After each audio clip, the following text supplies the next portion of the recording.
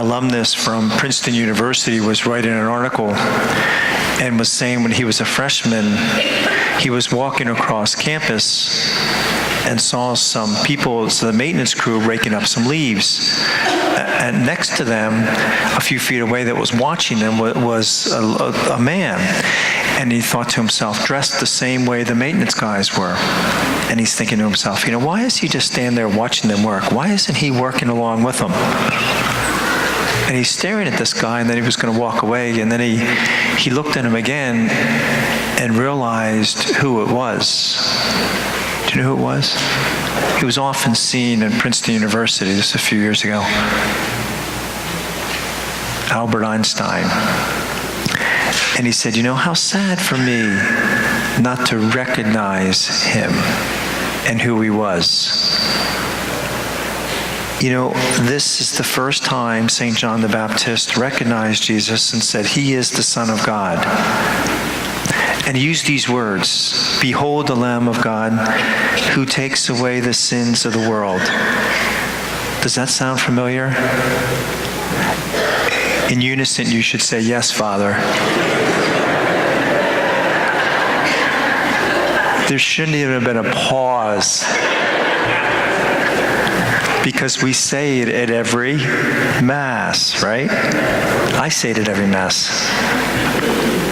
But it's interesting why they put that in there. I say those words right before we receive communion, right?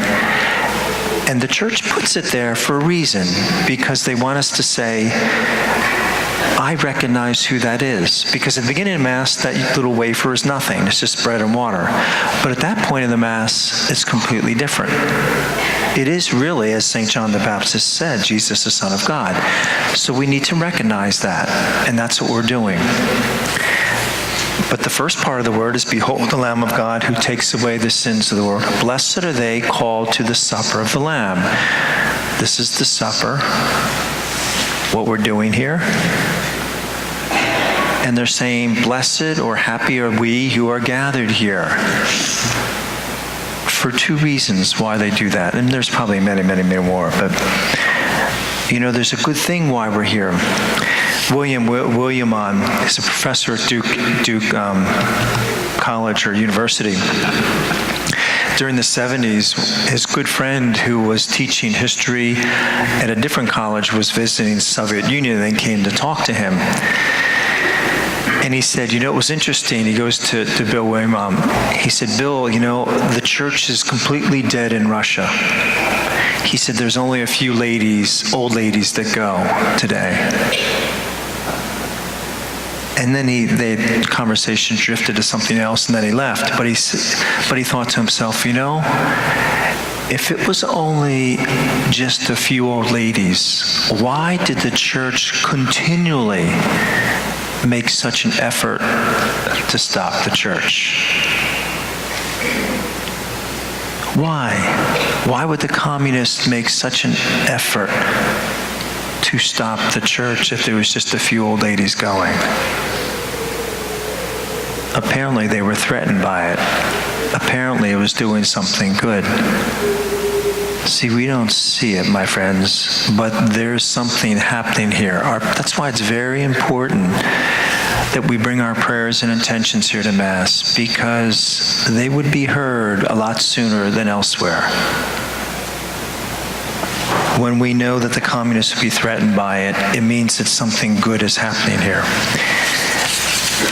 The other thing is, Leonardo da Vinci, when he was working and trying to get some of his colleagues to continue his work, one of his students, he turned to his best student and asked him to finish it, and there was kind of a pause, and the student really didn't want to do it. And finally, Da Vinci said to him, look, I'm right here beside you if you should need any help. And the article said, how comforting it is to know, to do something, and have the Master beside you. And I thought, that's what happens here at church again, isn't it? We have the Master, we come up and receive him. So he's there to help us, right? not to do our work. This student was to do it. But if he needed strength, Leonardo was there. And it's that same analogy that happens here at church. When we need his strength, we come forward to receive it. And so today, my friends, as we echo those words of St. John the Baptist, behold the Lamb of God who takes away the sins of the world. He recognized Jesus. May we do the same. God bless you.